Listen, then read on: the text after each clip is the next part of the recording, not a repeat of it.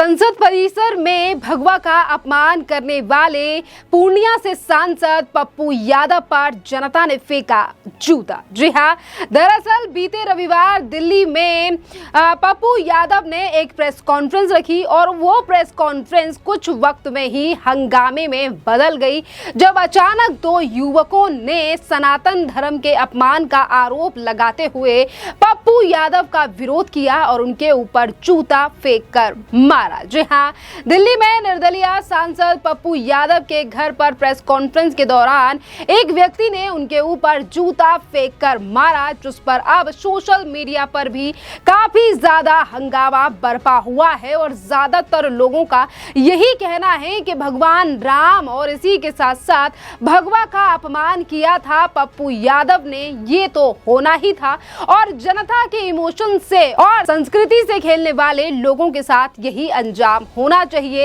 इस तरीके की बातें अब जनता सोशल मीडिया के माध्यम से कर रही है। जी हाँ, और इसी के साथ साथ आपके लिए बता दें, जिस युवा ने पप्पू यादव के ऊपर जूता फेंक कर मारा है वो बुलंदशहर का रहने वाला है और उसका नाम सुमित बताया जा रहा है।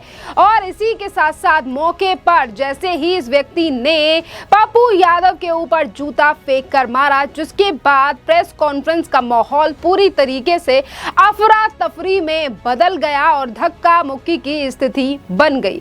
इसी के बाद पप्पू यादव का भी बड़ा सा बयान सामने आया, जिस पर पप्पू यादव ने आरोप लगाया है कि जिस व्यक्ति ने मेरे ऊपर जूता मारा वो मुझे मारने की नीयत से आया था, युवक के हाथ में चाकू था। ये बड़ा आरोप लगाया गया है पप्पू यादव के द्वारा और इसी के साथ साथ कहा है कि ये दोनों युवक मुझे नुकसान पहुंचाने की नीयत से यहाँ पर आए थे। एक तरफ पप्पू यादव ने ये बड़ा आरोप लगाया है, जिसके बाद दिल्ली पुलिस ने तो इस पूरे मामले पर अब जांच करना शुरू कर दिया है, पर वहीं दूसरी तरफ सवाल ये भी उठाए जा रहे हैं कि किस तरीके से संसद परिसर में भगवा का अपमान किया।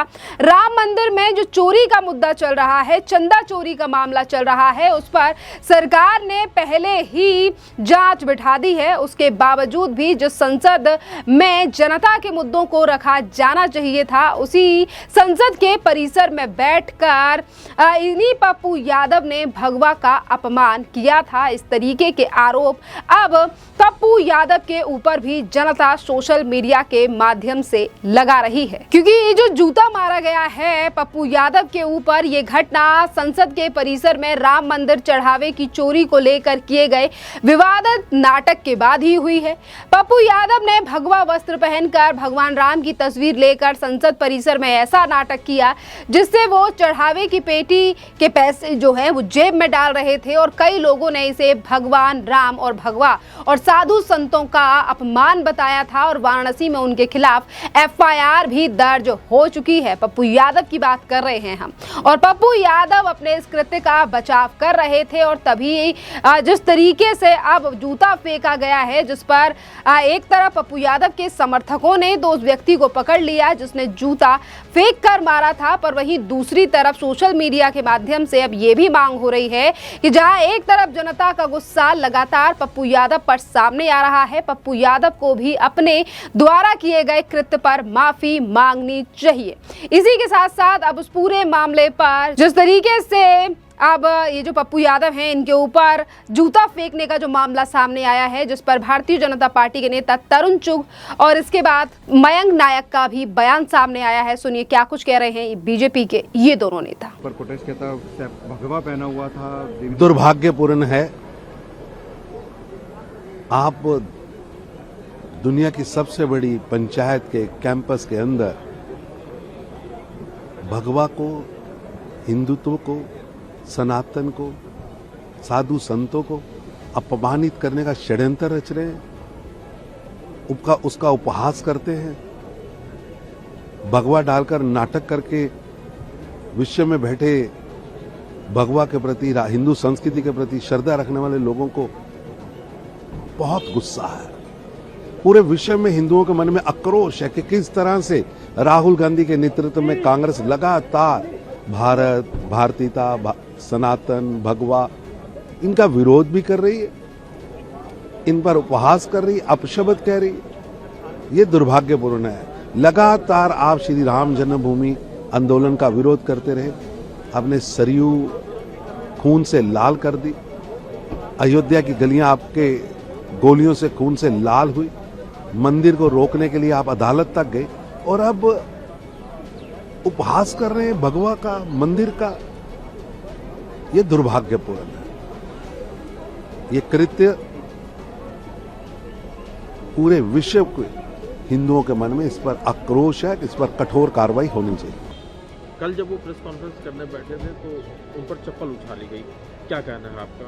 पप्पू यादव कह रहे हैं कि उनकी हत्या की साजिश रची जा रही है। नहीं, किसी भी सार्वजनिक जीवन में रहने वाले पदाधिकारी को, सांसद हो, विधायक हो और कोई जो जिम्मेदारी, इस पर ये होना अच्छी बात तो नहीं है, मगर क्यों हुआ, किसने किया, वो भी जानना थोड़ा जरूरी होता है। तो मैं मानता हूँ कि जिसने किया है उसके मन में पप्पू जी को लेकर कुछ विडंबनाएं होगी और वो अपना जो विरोध है वो जताने का ये अपना ये तरीका उन्होंने तय किया होगा। मगर जिस तरह से पप्पू जी भी संसद को एक हमने देखा था कि साधु संतों के ड्रेस पहन के आके संसद की परिसर को गरिमा के खिलाफ उन्होंने जो किया था वो भी काफ़ी निंदनीय है।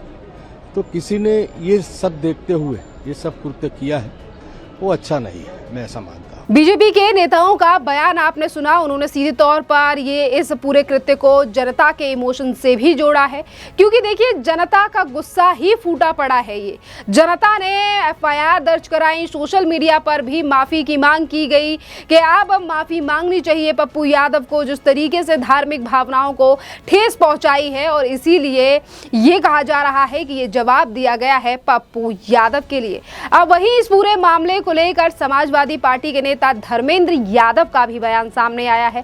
जरा सुनिए क्या कुछ कह रहे हैं समाजवादी पार्टी के नेता धर्मेंद्र यादव। इस तरह की चीजें नहीं होनी चाहिए और ये बीजेपी की कुंठा है। और जिस व्यक्ति ने हमला किया उसका फोटो उत्तर प्रदेश के मुख्यमंत्री, उप मुख्यमंत्री सबके साथ है। इसका मतलब वो बीजेपी के द्वारा भेजा हुआ प्रायोजित हमला था।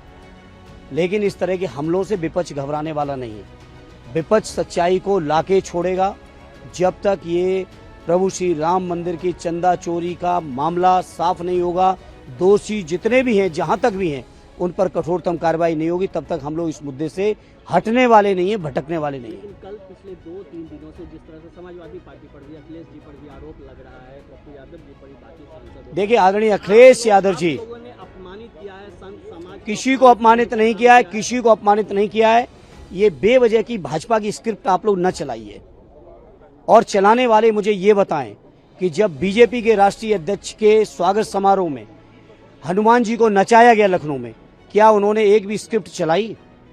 हम लोगों का सीधा उद्देश्य है कि जो भगवान प्रभु श्री राम के चंदे के अपराधी हैं, पापी हैं, उन पर कठोरतम कार्रवाई हो, चर्चा यहाँ पर हो, इस चर्चा को घुमाने की कोशिश न की जाए। धर्मेंद्र यादव का बयान आपने सुना। और जहां पे विपक्ष की अगर हम बात करें तो विपक्षी नेता आज इस पूरे मामले को लेकर भी केंद्र सरकार पर लगातार हमला बोल रहे हैं, पर आज जनता को भली भांति चीजें दिखाई दे रही हैं कि किस तरीके से आज जनता कुछ भी चीजें सहन करने वाली नहीं है। जो आस्था के नाम पर ड्रामा संसद के परिसर में किया गया, सवाल आज भी वही जारी है, क्या पप्पू यादव माफी मांगेंगे या इसी तरीके का रवैया जारी रहेगा कि वो मुझे मारने आए थे या फिर मेरी जान को खतरा है? क्योंकि जनता के इमोशंस को भी देखकर नेताओं को बर्ताव करना चाहिए। संसद के परिसर में जनता के मुद्दे तो उठाए नहीं गए, पर भगवा का और भगवान राम का अपमान जरूर किया गया। ये आरोप आज भी पप्पू यादव को लेकर लग रहे हैं। खैर, इस पूरे मामले पर अब आपकी भी जो राय हो, आप भी हमें कमेंट कर जरूर बताइए। धन्यवाद।